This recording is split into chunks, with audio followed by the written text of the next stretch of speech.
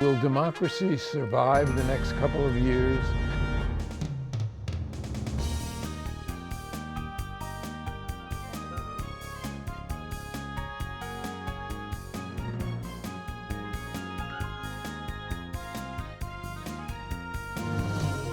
Access to Democracy is made possible by donations from the following organizations.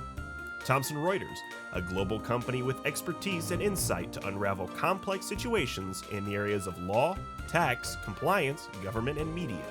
Their worldwide network of journalists and editors keep customers up to speed on relevant global events. Thomson Reuters, The Answer Company. Crutchfield Dermatology, a full-service treatment center and Medi-Spa in Eagan. Their goal is to help you look good and feel great with beautiful skin. With service built around courtesy, dignity, and respect, Mayo-trained Dr. Charles Crutchfield personally treats each patient and is acknowledged as one of the nation's best physicians. Truestone Financial, with locations in Minnesota and Wisconsin, has proudly served its members since 1939. Truestone engages, educates, and supports its members to ensure they have the tools to empower their financial well-being. Truestone Financial, your neighborhood credit union.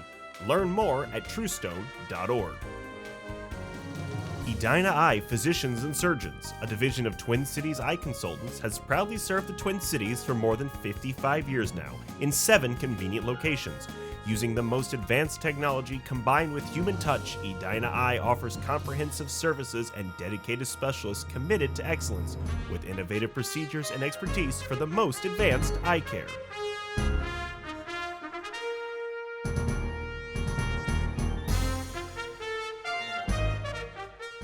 Welcome back. Access to Democracy returns. Alan Miller with you. And before we begin with today's return guest, John Gordon of the ACLU, I just want to send our best wishes and hopes and thoughts to Dr. Charles Crutchfield, who is seriously ill in the Mayo Clinic. And we hope that he's coming along. He's in not only the place where he trained, but the best spot in the world medically in all probability. So we wish him a speedy recovery and a speedy return to us. And now I'll welcome John Gordon of the Minnesota Civil Liberties Union. And we were so rudely interrupted when time ran out during our last interview that we have to pick up and finish up where we left off there. Good afternoon, John. Good afternoon, Alan. What a pleasure to be back. A double pleasure this time. So, how can we protect free speech at the same time fight these blatant falsehoods and misinformation that's circulating in our society?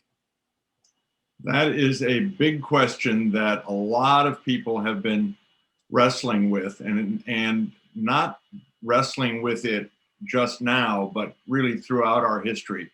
Back in the 30s, the eminent columnist Walter Lippmann worried about how it was that democracy and truth were going to survive what literally there were people in this country modeling their media tactics after Goebbels and the Nazi regime in Germany. So we borrowed from them and they were borrowing from us, in particular our advertising agency and public relations agencies, which were then in their infancy.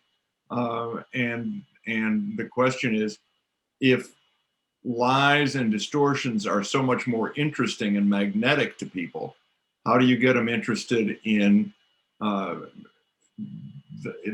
facts, in the truth, and in analysis?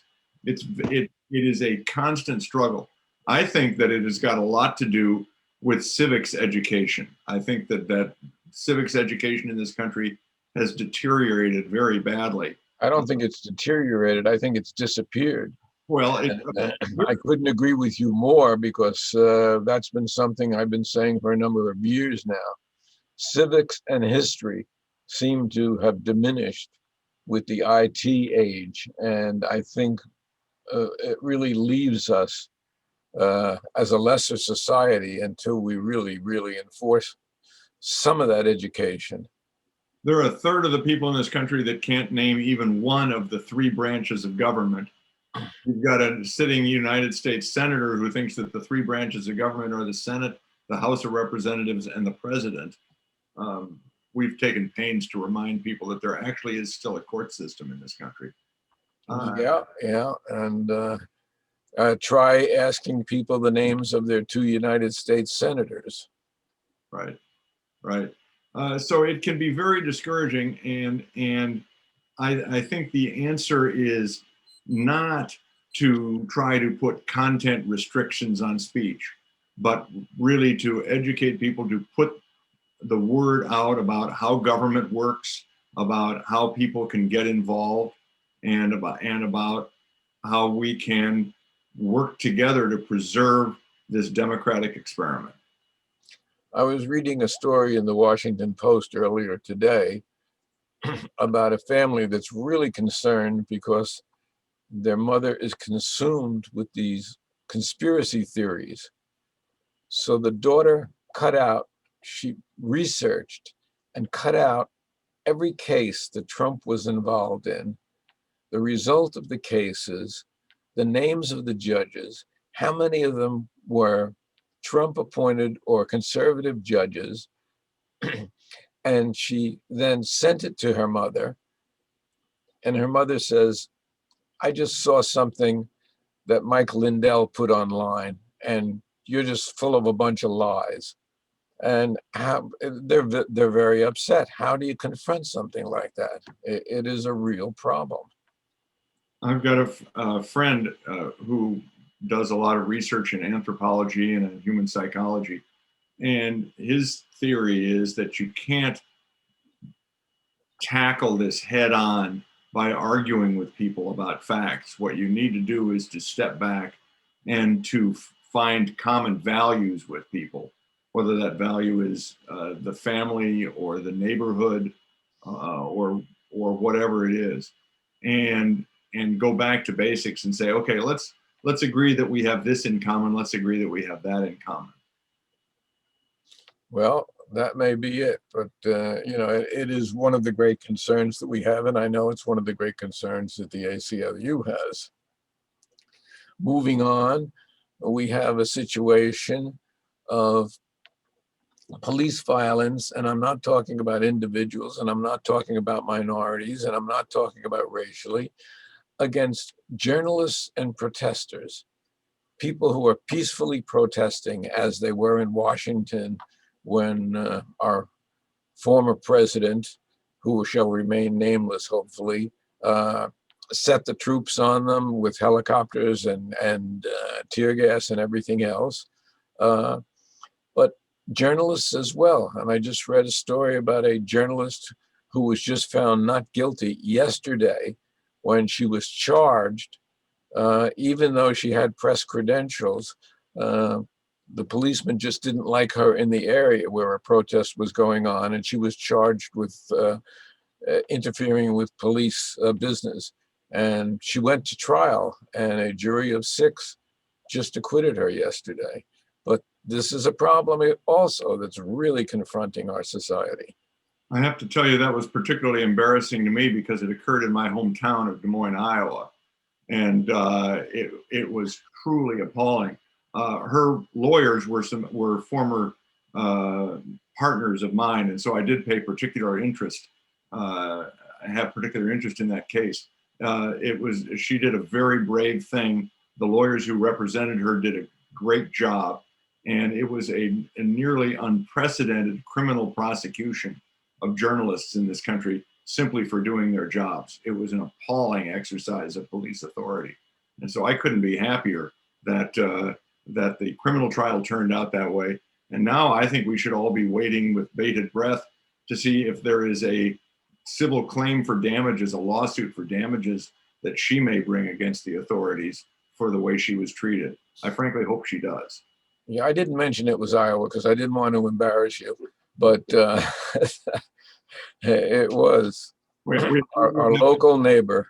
We have to own it. We have to own it. That was deeply disturbing. And here in Minnesota, we have two cases pending arising out of police treatment of protesters and journalists. I'll call it the protester case, and one I'll call it the journalist case.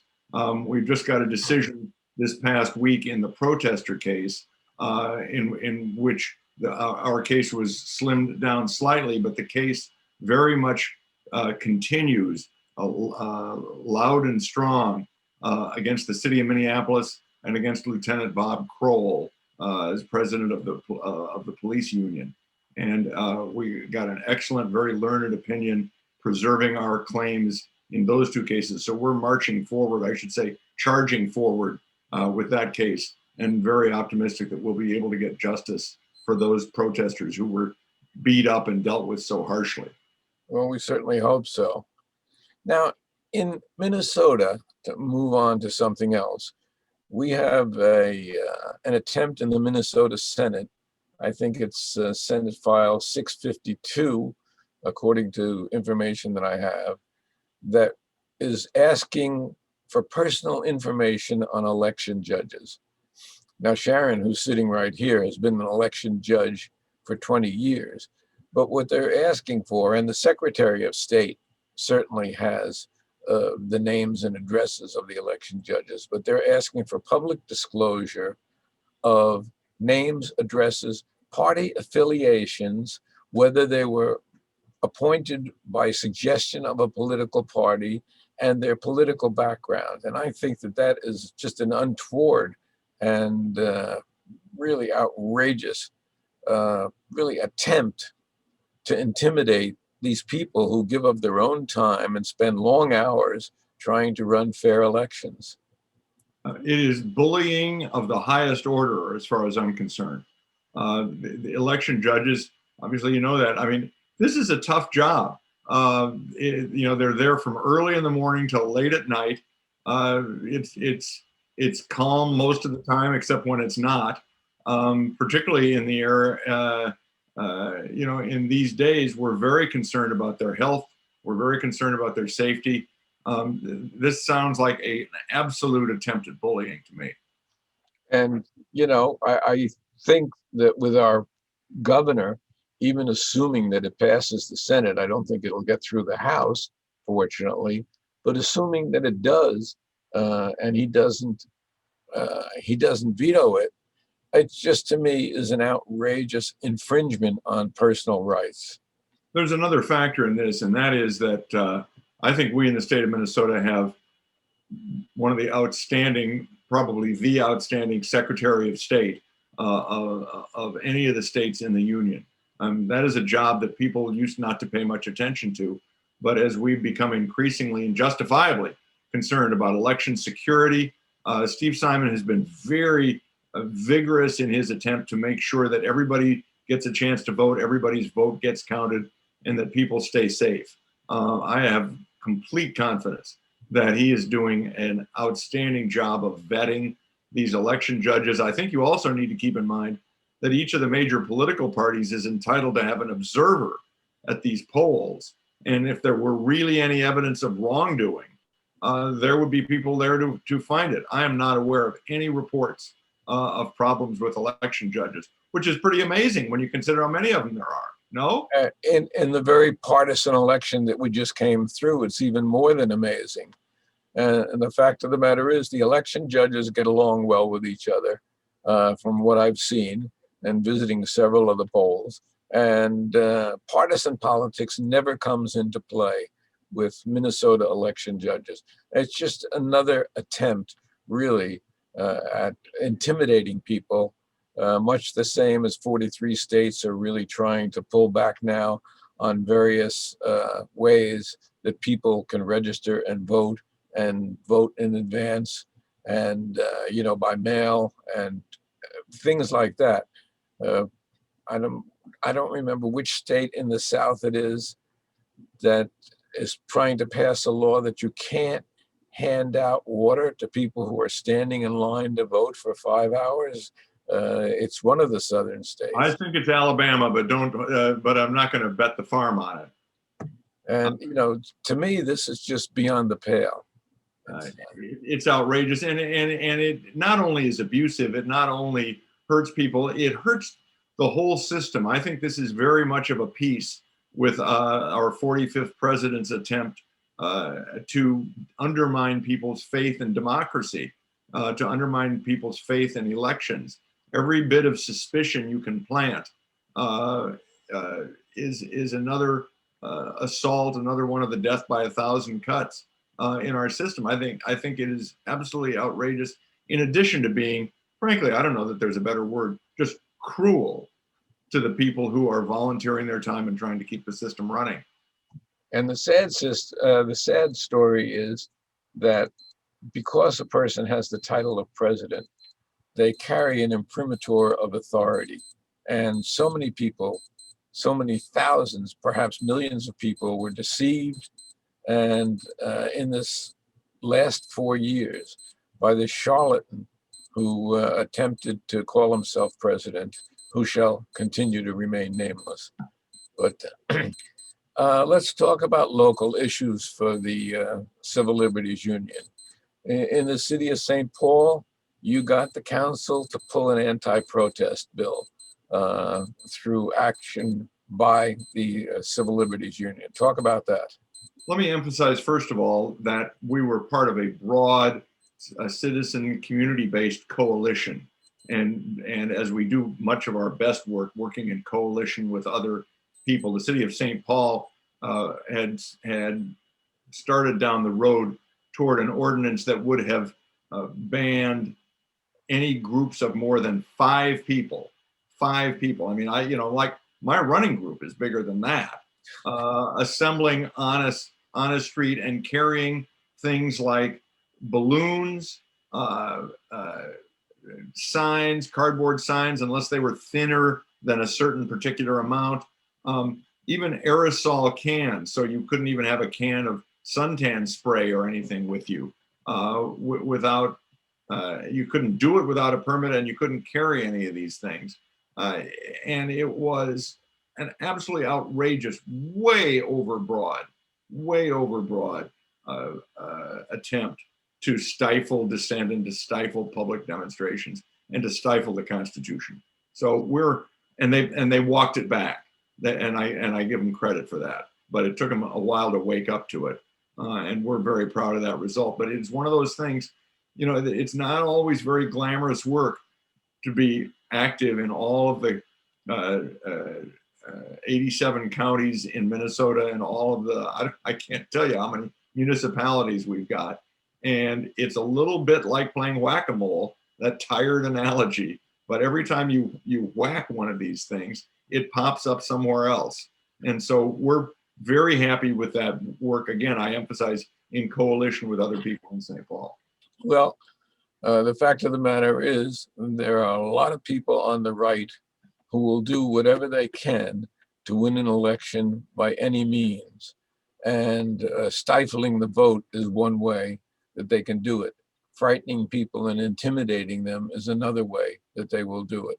And, I can't for the life of me imagine why anybody would not want a fair, free, and full election. But that's just my mindset. It's clear that doesn't speak for a large portion of this country. Yeah, I mean, I don't know where you get these ideas, Alan, really. You must have been paying attention in civics class. No, I read Lenin's manifesto. I want to be clear. I share and uplift your concern about efforts by right-wing advocacy groups and individuals and officials to suppress the vote. It's a huge problem. There are lots of methods of voter suppression that we can talk about at some point if there's time. I would not want to leave the impression, however, that all of the assaults on free speech are from the right. That is not true. There are people. Well, that's true. That's very true. And unfortunately, we see that as well. Yeah. I think people get mixed up sometimes between private entities choosing what they're going to publish and what they're not versus governmental entities which are forbidden from being partisan and preferring one kind of content over the other. But I mean, it really is true that I think in what is sometimes a genuine attempt to protect people's feelings and to make sure that people aren't abused, that people on the left go overboard and try to regulate content or have the government regulate content when it shouldn't be doing that. It really should be content neutral. Yeah, absolutely. Now, another thing I know that was concerning to the Civil Liberties Union was the police blocking attempts for attorney representation of people who are arrested for protesting, and not necessarily violent protesters, but just protesters in general. And we've seen a lot of peaceful protesters. How big a problem is that? We've been concerned about that, but I think that our city government, particularly the city of Minneapolis and Hennepin County, have responded well to some letters that we've written and some protests that we've made. I think they are paying attention. What we hate to see is methods in place that are going to allow that sort of activity, and we generally try to hop on that before it really occurs. So it is not a question of that being something that is widespread around here, but we are nevertheless concerned about it, because when you've got these mechanisms in place to put to hide people in terms of where you're incarcerating them, to block their access, to block their communications, the law, and you've got enough different police officers and law enforcement officers with those tools at the ready.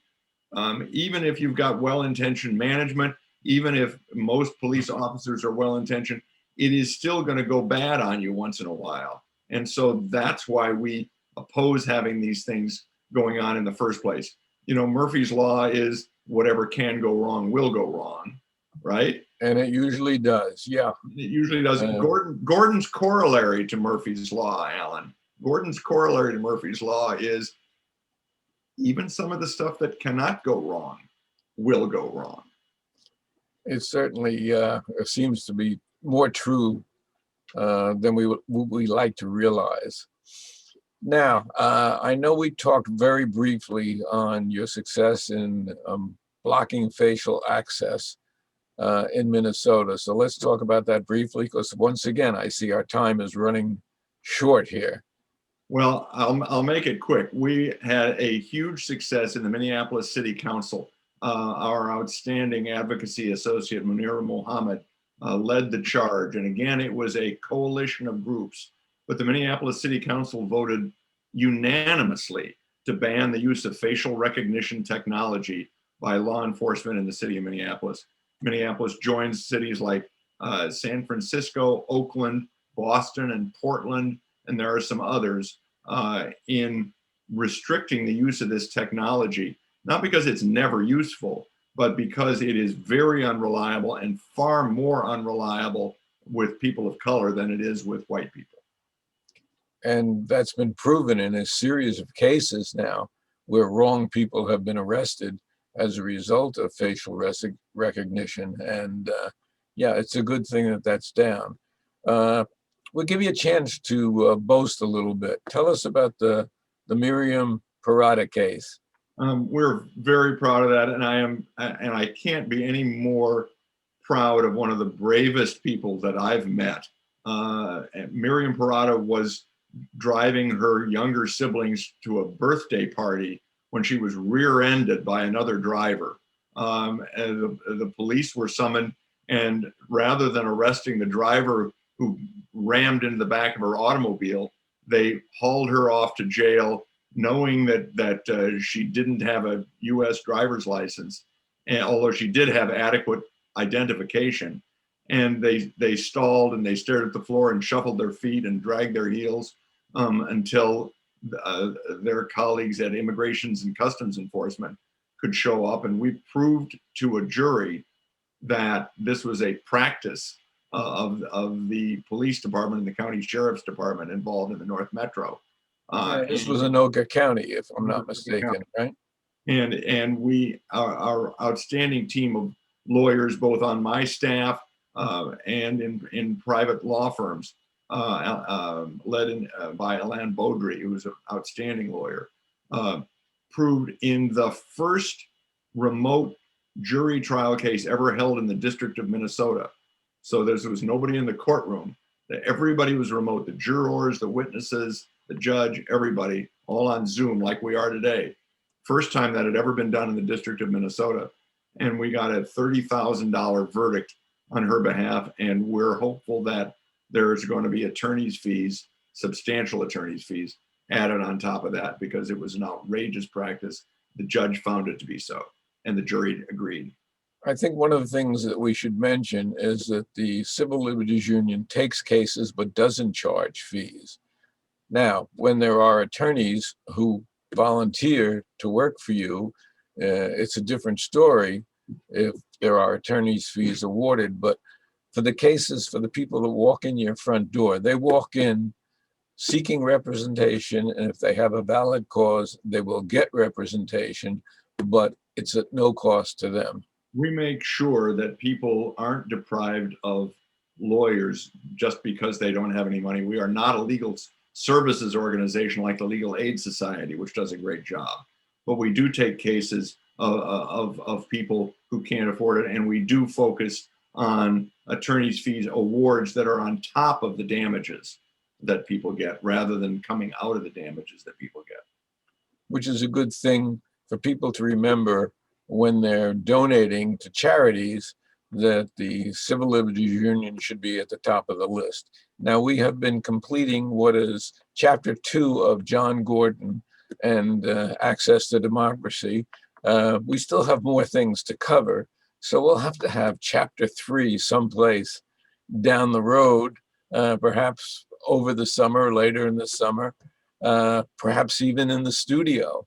But John, I want to thank you so much for being with us. And as always, very informational and very, very good. Thank you. Thanks for the tremendous opportunity, Alan, and keep up the great work that you and your team are doing. Please. Thank you.